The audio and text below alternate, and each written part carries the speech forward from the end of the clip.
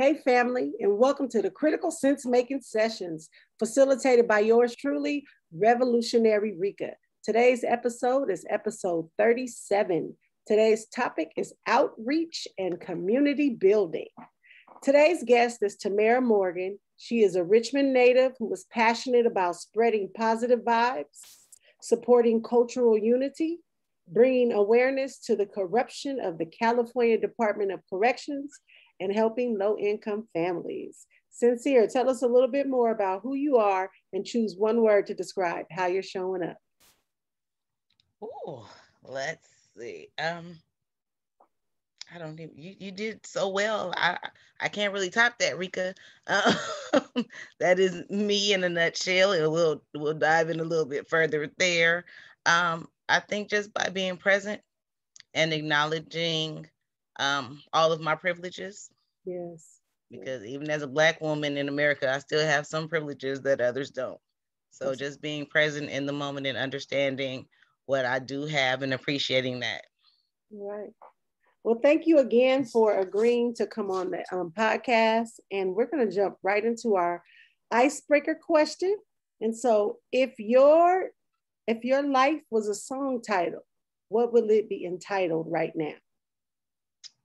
Roller coaster. Roller coaster, okay. Why roller coaster? Because it is forever going up and down and twisting and turning. And yeah, it's one of those things. I don't know what's coming next. So an exciting roller coaster. Absolutely. Awesome. Well, thank you again. And we're going to go right into our first set of questions. I would love for you to tell the viewers a little bit about life growing up in Richmond. Okay. Yeah, real Richmond. That's right. Trying to be professional now. Yes, I have lived in Richmond almost all my life. I want to say we moved here from Oakland when I was about 7, maybe 6 or 7. So I went to Castro Elementary School. I went to King Elementary School. I went to Portla.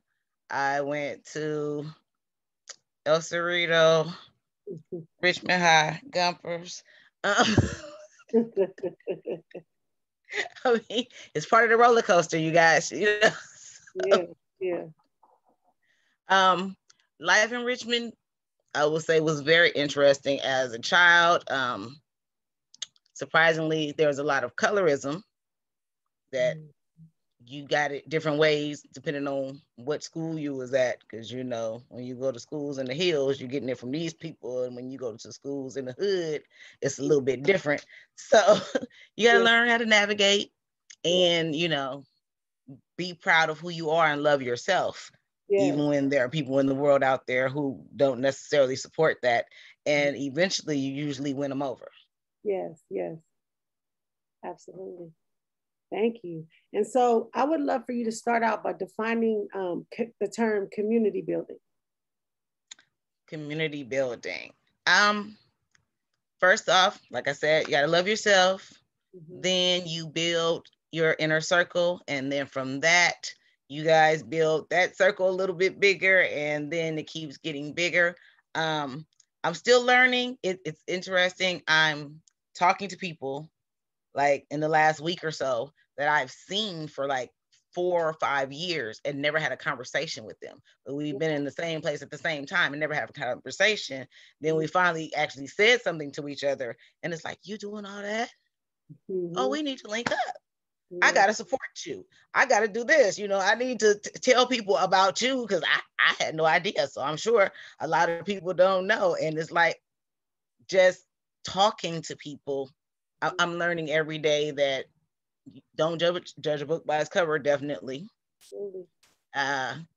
And put yourself out there, because a lot of times you'll be in certain situations or places and you're hesitant to have those conversations. But there's nothing wrong with saying, hey, what are you into? Right. You know, this is what I like to do. And you might wind up meeting a cousin of somebody that you're already working with. So, absolutely. Yeah. You know, that's how. So for me, community building is, like I said, loving yourself, loving the people around you, building them up, and helping them learn how to build the people up around them. And that just keeps branching out and it radiates. And as we've seen in the last year or so, from your vision, look at all the things we've been able to accomplish just by talking to people.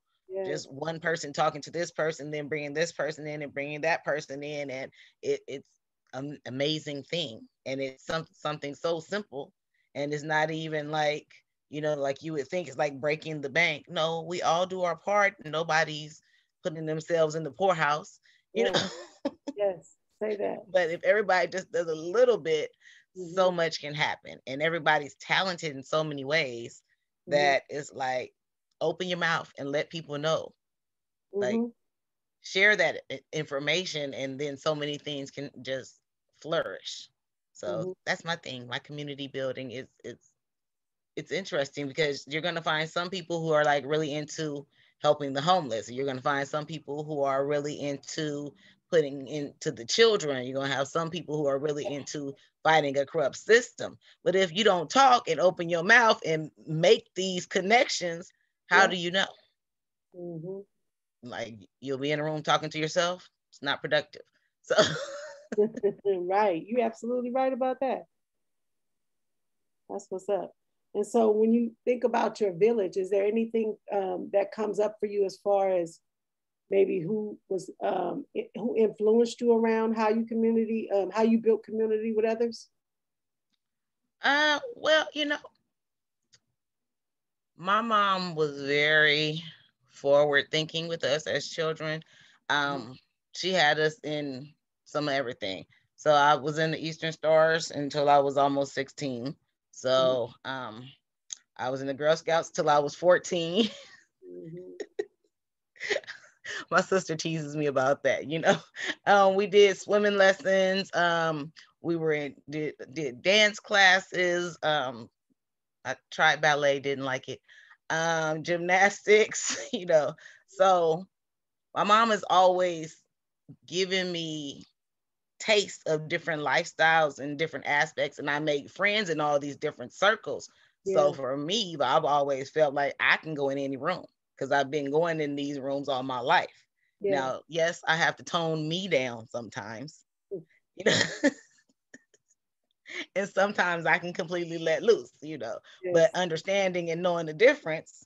Yes, absolutely. That's the most important thing. So I've always had to learn how to be politically correct, especially in the Eastern Stars. It's very formal. So had to learn how to be politically correct, had to learn about, organization and politics, and we learned the value of education, and building each other up. Like when we were young, we took our report cards to something that was called Grand Youth Session, and you got paid cash. You got good grades, you was getting cashed out. So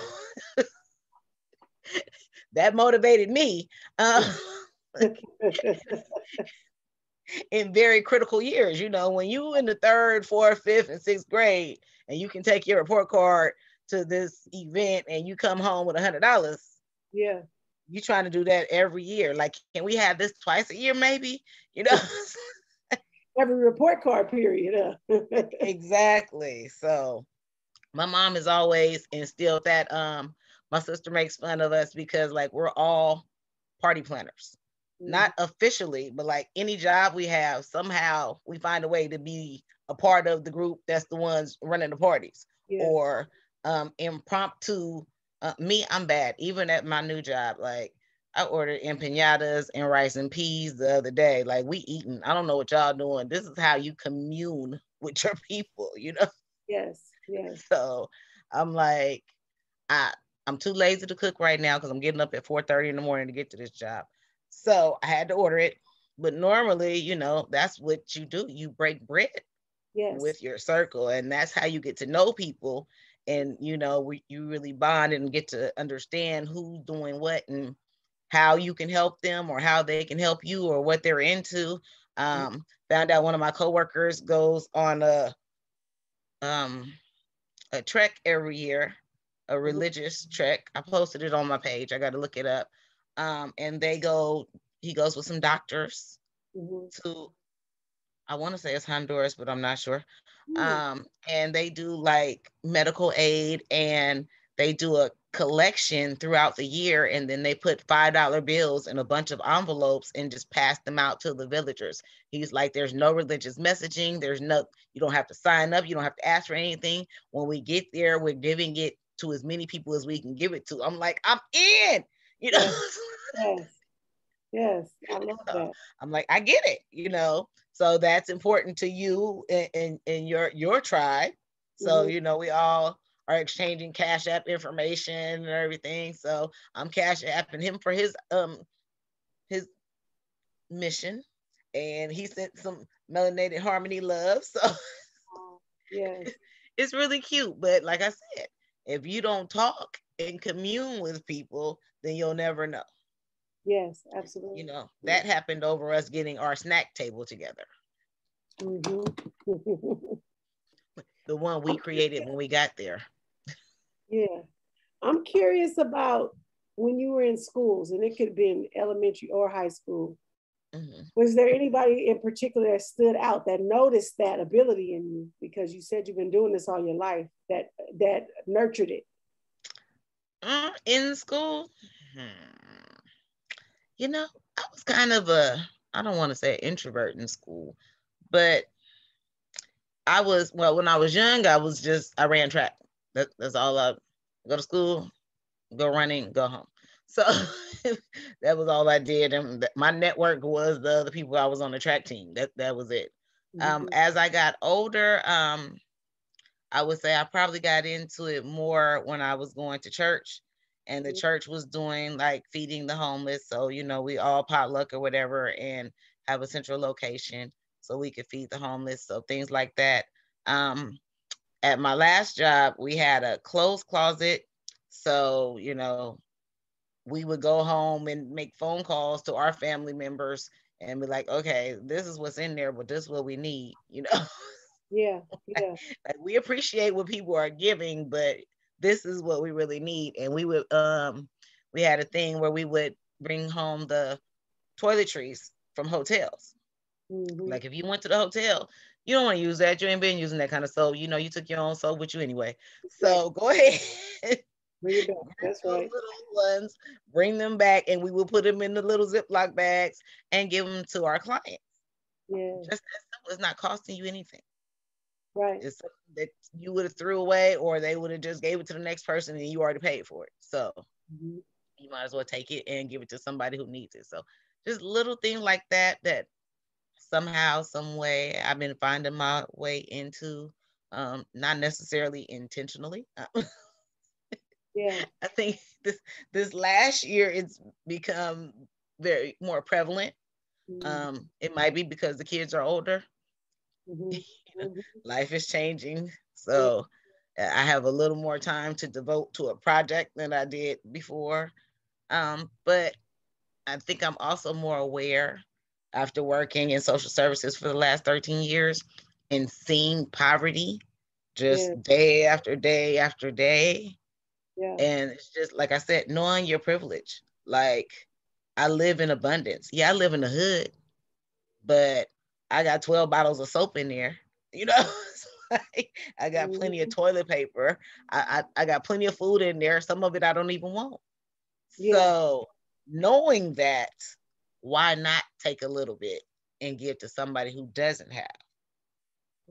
So it just makes sense to me. And fortunately, it's been directing my path to other people who feel the same way. And yeah, I keep getting blessed, like blessings on blessings on blessings, with clothes and cash donations. I have a couple people that give me monthly cash donations now.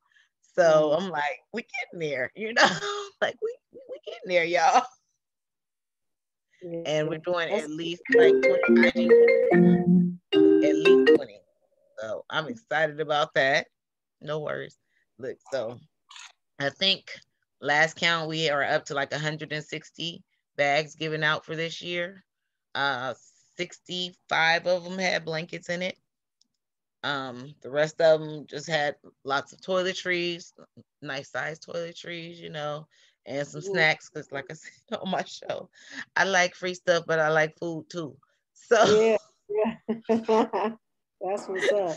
You gotta yeah, feed so the people, right? yes, exactly. So we added the granola bars and some cookies and some bottled waters and things like that. It's So awesome.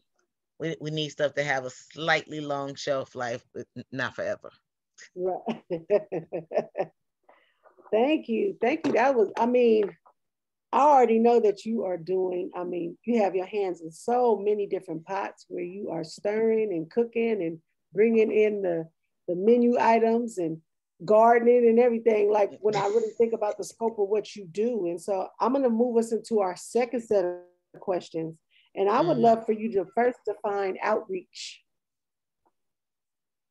Okay. So I said, I consider outreach building your network. Be it um when I went to go get my TB test read, Mm-hmm. talk to the people in line. Hey, how you doing? you know, Mm-hmm. what are you into? And are you on social media? Which one? Check out my page. Maybe you can come on by the page, join the group, or depending on what they're into and what they have going on, we'll see if they want to be on the podcast. I have people who are actually thinking about trying to join CoBiz because of just me running my mouth. So that's the one good thing I can say about OCAR, as they let me run my mouth and things just keep happening. Yes. Yes. So I think that outreach is just being open to meeting new people and finding out, because yeah, you can't just assume that certain people, just because they're in a certain place or just because they know a certain person, that they have certain things going on. Mm-hmm. So understanding that you have to give people that time, Mm-hmm. and take a step back and get rid of all your predisposed ideas of who and what people look like a certain way or act like, or if they're dressed a certain way, or things like that. And I'm still guilty of it sometimes, but Yeah. but I'm learning to try to get past that and just talking to people and learning to, like, even like you see somebody that not necessarily in your normal type of circle, and you're like, you know what, but your purple hair is fly. Yeah. Hey, how you doing? Right. Right. And Yeah. you just that simple little thing, and they're like, oh, that's so sweet, and da, da, da, da, da, and your mask says melanated harmony. What is that about? And it's just that easy, you know. Yeah. It's like, and then it's like, oh, let me help you do what you're doing, just me walking to lunch with my friends. Oh, here's a navigation center. Um, Hold on, guys. Then I go talk to the people at the gate. You guys are the security. Where's the front gate? How do I donate? Yeah. What kind of things do you need here? What Mm-hmm. kind of people are you servicing? Are there children here? Just that easy, and just building up the network on where you can get supplies and where the supplies are needed, and trying to find a balance. um yeah, I'm gonna have to work on getting me a warehouse or something, but anyway. Yeah, I got a bag of coats for you now. See, look, and I got people who need them, so they will not be mad. I have like 3 different locations within like 2 blocks of my job, and I want to go to by my old job here in Richmond because there's a small encampment near there. So I want to try and go over there. I'm just waiting for a backup because I'm not allowed to go by myself to the encampment. Okay. Yeah. Talk to Mr. Griffinstein. Griffin. Yeah. Because he been wanting to do some cleanups and some different things with OCAR community driven. I mean, in actual community.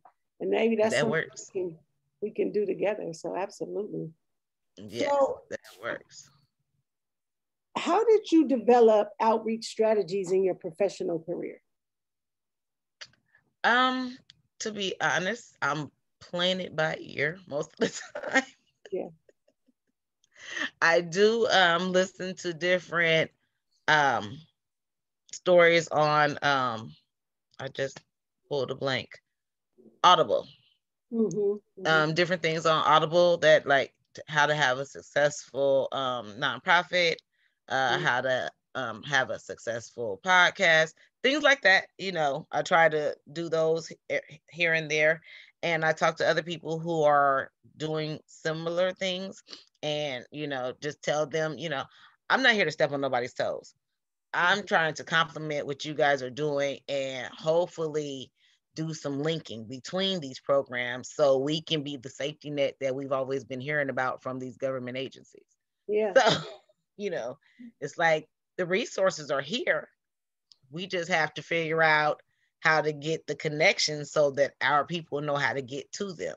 Yeah. And it's just little things like, with my daughter, if you have a teenager out there who's into writing, there are writing workshops that my daughter does for free online. Wow. But there's, you got to find a way to get that information out there to the right people. No, that's not for everybody because everybody's child doesn't want to be a writer, but it's there for that child that does. So it's just finding, like I said, finding out what people can do and if they're interested in sharing those skills and those talents, because they have to want to do it. It can't be something that you're forced into because then you're never going to make the time for it. So, with Melanated Harmony, I be almost passing out, like, oh, but I didn't post anything, I need to say something active and encourage them. I have to do, because that's my responsibility, I'm trying to build it up where I can get a little more activity, because the activity is how you get more people to join the page. And then that's how you get more people who can donate $2. Because if you get $2 from 300 people, that's something. You can do a whole lot, Yeah. Exactly. And if we can get those 300 people to invite 5 friends, So I'm curious, and I'm not curious, but I wanted to add on to what you said about letting people know about the resources. Sometimes we have to start out by taking the resources to them, because they're not going to come to the government agency. Now you're not going to come to the center of the block, right, party. But if we can meet them at their point of their needs, and that may be at, like you said, at the encampment or at the housing complex or in front of the school when they're picking up their kids, and being able to give them just some things to fulfill, to fill their needs, then they start getting stronger, right? That's that whole, when you talk about OCAR, it's about acknowledging that we all have endured a lot in our lives. While we do have certain privileges over other people, we still got a lot of trauma that's repressed. And so being able to let people know that it's okay. We still working through our trauma. We ain't arrived. We still collecting trauma, right? But we're here to support you in looking at what strategies you can use to work through that trauma. But then after that, helping you to understand you was born for a purpose. You wasn't born just to exist. And that, they put us in these boxes, starting as soon as we go to school, you get put in that box and the conditioning starts, right? And a lot of times you'll never get to cultivate the true you or your true purpose. And that gets buried under them layers of trauma and everything else we go through. And then some people go through life and it would have passed them by and they haven't really done nothing. So what I like is that it's the random acts of kindness that you talk about in the work that you do, but it's also the intentional acts of kindness, because you are intentional in, one, posting on Facebook a positive message, a few throughout the day, right? Then intentional about the work you do with the California corrections system, but then intentional about how you build community and outreach to other people. And so I just really admire your work ethic. I admire your commitment to others. A lot of people can't say that, and it's genuine, and you can see it through when you talk, when you engage. And I love my people. yes. So my new coworkers had to get used to it, because like we're walking around San Francisco and I'm speaking to everybody, because I'm like, you don't know, like you have no idea what these people have been through or what they're going to be in the future. That might be your boss one day. Like, right. Like you have no idea. So I'm like, I treat everybody the same. I don't care if you the janitor or the CEO. I'm like, me, well, I do have a special place for my security guards. I bring them bottled water. And anytime we have sweets, I make sure they all get their treats. So, so, but it's like you have to, your job shouldn't be thankless, and you have to acknowledge people, and just that little thing makes someone's day. I gave somebody, I wish I had them, had little bitty soaps that my sister made from Little Llamas, and I just happened to have some in my bag. I'm like, well, here, a gift from Melanated Harmony. Yes. And it's just like, it doesn't take anything from me Right. to say something nice to somebody, or to give somebody a small token. And if more people did it, it'd be a lot more people smiling and a lot less people shooting. So, yeah, I agree. And so to finish out this set of questions, I just want to know, how have you responded to adversity when outreaching and building community? Well, I think the biggest thing for me when there's any adversity, it's usually because people want you to pick a side, and they want you to believe what they believe wholeheartedly. And like I tell them, Melanated Harmony, yes, it is for people of color, but it's not, we're not anti-Caucasian. That's right. And people cannot, you can't make me say that we are, you know what I'm saying? And people will try to say, oh, that's for Black people. No, it's for people of all levels of melanin, even melanin deficient. So if you are here to support us and build with us, and you have a positive message, and you're trying to work for a better community and a better world for everybody, then this is where you're supposed to be. Now, if you have some people have a problem with, they're like, I don't have a problem with giving my money to the homeless, but I have issues with the incarcerated population. That's fine. You can choose to send your donation, and when you send a donation, you can state where you want your money to be sent. I have no problem with that. Oh, my computer, I should have plugged up. I have no problem with, you deciding if your money should only go toward the toiletry kits. That's fine. But you shouldn't have a problem with me spending the rest of the money or my money where I want to spend. So that's the only adversity I've ever been upfront with is like, they have issues with the incarcerated population, but part of that is education. Absolutely. Everybody in jail is not guilty. Everybody in jail was not sentenced accurately and correctly, which is why they are doing a manual recount of everyone's sentences that is in the state of California Department of Corrections. Now, what does that tell you? They're literally manually recounting everyone's sentencing right now. So take it for what you will. I'm not gonna be like burn the prisons down. No, I feel like they need to be have oversight by community members and family members, and lots of changes need to be made. They do need to be socially distant, prepared. But we could start with the basics. How about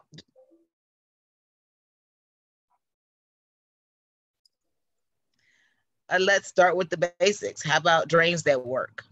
The guys are walking in there and somebody else's old wastewater is still on the ground. And so, so let's start there. The prison was closed for 16 months. They wait for family visiting to open back up and send out a memo saying we're going to have construction for the next 29 months. So if you mind the noise, then you can't come to a family visit and see your family member. But yet no construction while you were closed for the 16 months. But anyway, so, the California Department of Corrections has lots of issues. The people who are there, some of them should be there because they need some supervision. But there are a lot of people there who just need rehabilitation and education, and maybe spend some of that money that they're getting to keep them housed in a prison and house them on the streets. Go figure. They're getting almost $100,000 a year per inmate. what if you actually put that money into the community? Think about how that could change the lives of families, not just that one person. Yeah. But think about that. For everyone that's in prison, that if they were to go home to their wife and children and automatically bring in 100,000, even if it was just for the first year, it would be a nice leg up, you know? Yeah. So just little things that, you know, the government is comfortable with spending money to keep them incarcerated, but a lot of agencies are not really out there to help people who are in the community and who need the help until they get in trouble. Yeah. You know, there are some community-based organizations that are helping, but you know, we need more. Yeah. Have you heard of Marian Kaba? She has a book called "We Do This Till We Free Us," and it's about abolishing the prison system. It may have come out earlier this year or at the end of last year, but I just read part one for this about abolitionist leadership working group I'm on, and that's a powerful book that I think you might really enjoy and can inform the work that you're doing. Yeah, definitely. I'm going to move us into the third set of questions, and I want to know, in your opinion, why is it essential for communities to build strong relationships? The most important thing is because our children need us. And you might not be around because a lot of us are working. So you need to build the relationships with your neighbors. So when you're not home and some strange noises come from your house, you know, you get that text message. Are you aware that such and such is happening? You know, just little things like that. It's for safety.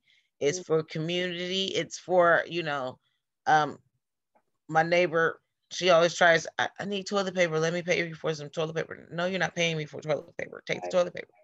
That's right. Like, if you need it and I got it, that's what we do. Because, you never charge me for the food I get. When I come over, I just smell you cooking down here and I'll be like, oh, I need a plate. Yeah. You're not like that'll be $14.99. So why would I charge you for toilet paper? Right. That's being a part of your community, is not necessarily bartering, but we're sharing. And it's like you're extending your table and you're breaking bread in different ways and different reasons. And that's the only way to be successful. Like, if I've met people throughout life that I know I can trust my kids around forever. Like, if I close my eyes tomorrow, I know that there are people who are going to make sure they straight. Yes.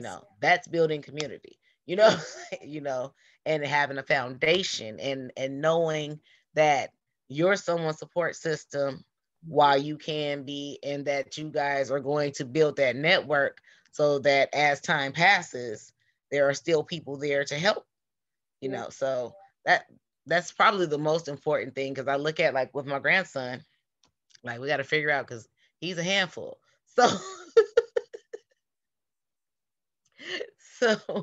it's like, okay, who do we know that's like into football? Or who do we know that like into baseball? Or like, what do you like to do?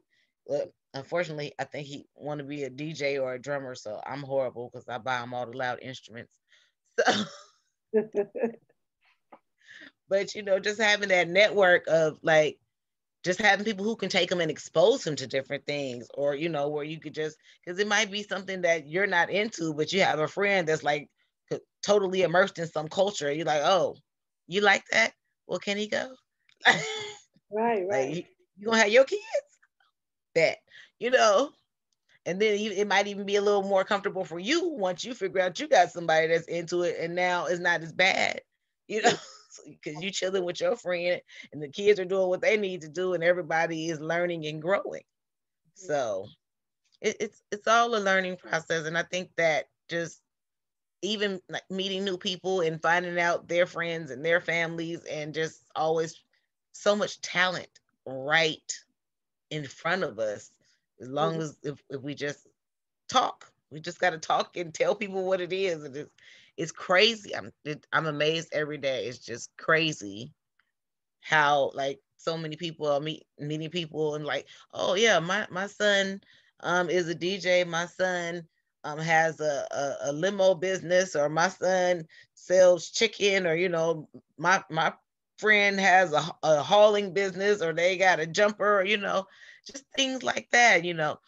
This person knows somebody who does boat parties or whatever. It's just like, okay, open your mouth, and you find out so much is right in your backyard.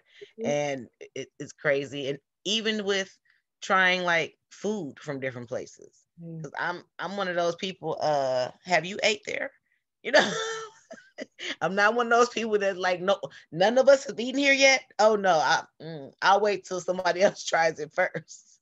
Yeah. But now, because I'm meeting new people and they're taking me to all these new places, I'm like, I feel like I've eaten around the world at this point. So, and all in one city. But it's just being open to try new things in other people's cultures, and hearing about their family and their historical background and the different traditions, and just learning the similarities. And it's crazy, because even at 47, you just, I guess you're just stuck in your reality. So finally just talking to people and finding out more in depth about the different realities, and the different people who may have not been born here, and then they're here and they're being successful, and all the things that they've done throughout life, and talking to people about their children. And it's, especially since my kids are old, so I love when my friends talk about their babies. That's like the best thing. And so for me, because it's like that generational, I'm like, okay, like tell them I'm their new TT, like, oh, that kid's into art. Okay, I have some canvases for you. You want to walk to Target and get the markers, like, so they can have everything they need when you get home today. Like, let me know how the art project turns out tomorrow. Like, yeah, no, you need to do it tonight. Like, yeah. That's what's up. And then when they see that you can something, especially people who may be more introverted, if you come back and ask them a question about something they shared, that lights them up. That just starts to break down that armor, because most of us have learned to put on armor to protect ourselves, right? In these different situations, environments, with different people. But what I noticed is, and I've worked with kids for so long, that when a kid knows that now I know their favorite cartoon or their favorite cereal, and I'm asking, hey, did you have that? You're building trust. And that's what it takes to be effective, to say, you know what, I'm going to support this person, or I want to partner with this person to provide something for the larger community. I definitely hear that. And I think that's something you can't really describe, the feeling you get when you that light bulb goes on for someone, you make them feel special and cared for. And similar to you, that's been my village all the way along my way, right? I've had to play off some layers of armor at times, because of course, growing up in the hood, you can't always, sometimes you got to show up tough girl, I just felt like. And now I'm learning, you know what? When I see tough girl not really tough. She's masking something. That's why she's playing tough girl. And so I definitely feel like that has been something I've learned over the last maybe decade and a half, where, like you said earlier, you can't judge a book by its cover. And it's a reason why y'all connecting or meeting, right? There's a reason why y'all, it's something that you're supposed to give or get from this person. And you guys both will grow from it, right? Yeah, and you got to pay attention. It was funny today. We went to go get lunch, and like I said, my coworker, she couldn't go because her schedule was different from everybody. So I was calling her. I'm like, "What do you want?" She's like, "Just give me a taco." I'm like, "These tacos is smaller than the other tacos. So do you want more than one?" Or she was like, "You judge." I'm like, "I'm gonna get you the 3 tacos with no cheese." She was like, "I love you. You remember?" Yeah, I don't want to kill you. Like, yeah, that's right. So just little things, they mean a lot to a lot of people. And just doing, look at me, just doing whatever you can, even though you're not necessarily trying to gain something from it. Like the other day we went to lunch, and there was a lady who was visually impaired, and she was like, I'm tired. I'm trying to get home. The street is crowded. She's struggling. She was like, I live like 4 blocks away. I'm like, which way we going? It's like, y'all get my food for me, and I'll meet you back at the office if I have to. Yeah. But she's already stated she's in need. And if I got to be late, then I'll just have to explain that. But my conscience is not going to be like, sorry, blind lady. Yeah. I'm like, she asked the right one. I don't know how she knew, but yeah. Yeah. She felt your spirit. Mm-hmm. So that was nice though. And we had a nice conversation as we walked those 4 blocks. So yeah, she probably needed that too. That's awesome. Exactly. So I'm going to move us into the final set of questions. And I would love for you to share with the viewers anything you are doing. And you're doing a lot, so you can pick one because I got some more questions in this area, but anything you're doing to help others. What are we doing? We have diapers. So anyone who needs diapers, please hit us up. Please. I have some in the car. I got another like probably 6 or 7 packs in the house. Starting in size newborn all the way up to 5 toddler pull-ups. So we have the diapers, we have the hygiene kits.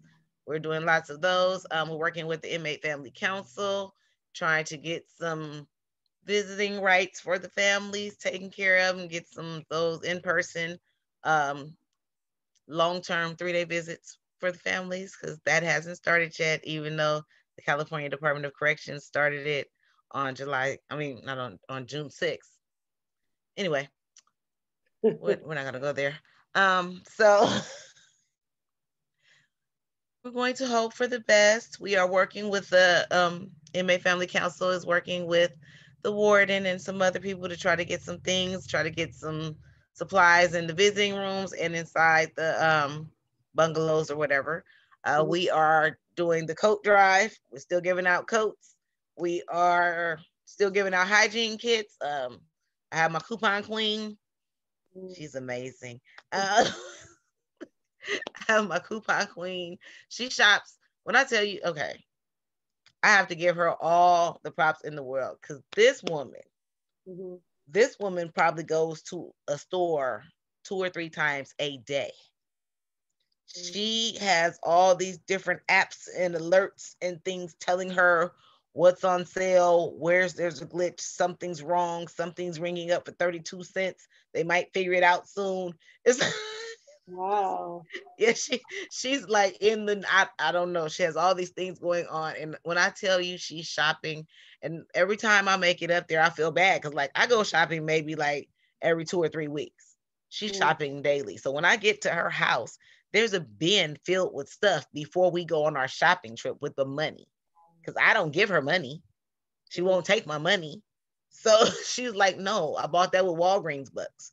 I bought this, I got $10 back for that, and then I flipped this. It was a double coupon here and all this and that. So yeah, it cost me 22 cents. Wow. Okay. But it takes a lot of time. She's cutting coupons. I mean, literally the old school cutting coupons. Like she orders coupons from out of state sometimes. So we can get really, really good deals on the supplies that go in the kit. So I would say she's probably my biggest motivator, because she keeps me rocking. Even when I slack off a little bit, she'll be like, you're being full. Okay, that means it's time for me to come up there. Okay. She's like, yeah, because mama said we're taking up too much space in the garage. So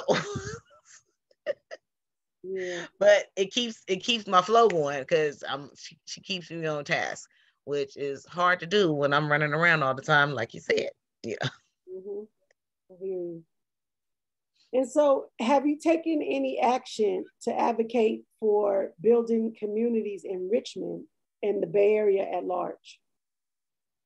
Well, joining up with OCAR and the DART network, I would say is my biggest step. Working with the Rise Center, because my daughter's working there, so still trying to work with them. I have a couple of friends who work in the school district, so I'm trying to do some networking with them. Trying to think, like, the what is it? North Richmond, no, Parchester Village Community Council. Trying to touch bases with them, working with Juanita with Richmond Music, working with Building Blocks for Kids, No Justice Under Capitalism. I could go on. We are their voices. It's like everybody has something to give to put in the pot, and I'm here for it. So we're trying to do as much as we can. My thing, I think for Richmond, for me, it's very important for us to be able to give our kids some way to express themselves. That's be it visual art, performing art, you're writing, you're reading, you're doing plays. I don't care. Something where they can feel safe in doing and saying what's on their heart and being able to get that off their chest is the most important thing for me. So I'm trying to find ways that we can like give them maybe like some open mics, things like that, or maybe have like a paint room once a month. We just come out and do some different painting. So trying to figure it out, trying to network. My daughter has a friend that's a teacher at Berkeley High, so I'm trying to work with him, thinking about doing a vision board project with his classroom. He has 11th and 12th graders. So working on that, working with you guys, trying to adopt our classroom, our babies. I can't wait for that. I think that's my biggest thing. I think adopting the classroom and making sure that the children have the art supplies and things like that, that's going to be the biggest focus. Aside from, I still have to work on my holiday help because I want to give my incarcerated families just a little bit of help, because I know what it's like.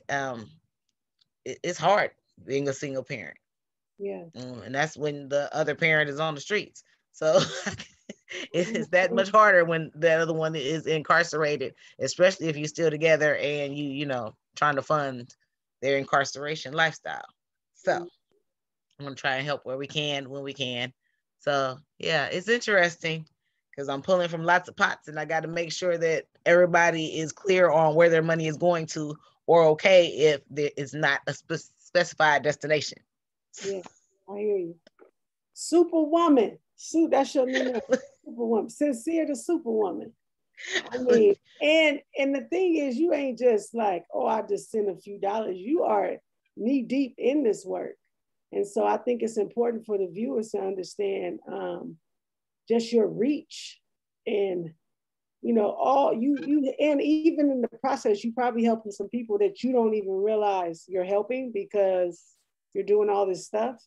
But like you said, walking the visually challenged lady home and having a conversation with her, she may still be ruminating over what y'all talked about. So I think that's, I think that is a lot. So I want to just highlight a few of the pearls that I heard you say, because you've said so much, and I know the viewers will make a lot of critical sense for what you said. It will empower them to really cultivate see what they can do and how they can help community more. But I heard you, one of the most important things I heard you say was, we must see humanity in others. It ain't about color line and gender line and all the rest of the lines that they've put around us, right? It's about seeing humanity in others. So I really love that. Getting out of our comfort zone to build community with others, especially others that we normally wouldn't associate with. Our children need us and we need a village that will protect, nurture, and support them. And so when I heard you list off all the things you're doing, I mean, that's in there, right? Those three things are critical. Diversifying our strategies when engaging and socializing with others so we can continue to grow. Because the thing is, if we stay with the people that look like us, how do we expand our skills? How do we, gather more tools and strategies that help us grow to the next level? So I love that. But the one that I feel like I wanted to end with was our lives should be love and action. Everything you described about helping us, from the security guards to stopping and wanting to help at the home encampments, because that's action, that's love. And so I would love for you to give the viewers one last tip or piece of advice, and the last voice they hear will be yours. Okay. You eat an elephant one bite at a time. There's only one way. You can only do so much. Don't beat yourself up because you can't do it all. It's not gonna go away overnight. It didn't happen overnight. It's not gonna go away overnight. Do what you can. Love yourself first. Then slowly radiate out to the rest of your circle. Thank you.